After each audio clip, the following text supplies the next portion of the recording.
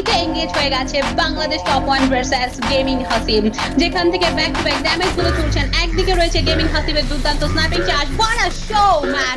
আলিফ gaming এর অত্যাচার শুরু হয়ে গেছে, অন্যদিকে আমাদের হাসিব গেমিং এর অত্যাচারও শুরু হয়ে গেছে। শটের মধ্যে মেহেদি প্রাইম বাংলাদেশ টপ ওয়ান আসার একটা স্টার্ট করে ফেলেছেন। ব্যাক সাইডে কিন্তু পুরো ফুল হাসিব গেমিং যাচ্ছেন। এবার থার্ড পার্টি হতে পারে, আপার সেকশনে নিলয় গেমিং থাকছে। বাংলাদেশ টপ ওয়ানের সামনে থেকে চলে গেছে নিলয় গেমিং দের সামনে, বাট নিলয় গেমিং দের সাথে একটা ফাইট হচ্ছে বাংলাদেশ টপ ওয়ানের।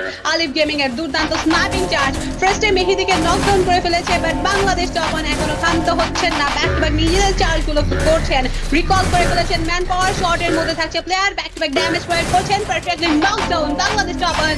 এবার গর্জে উঠেছে রাইট নাও, তাদের কিল ফিটটা অসাধারণ দেখা যাচ্ছে।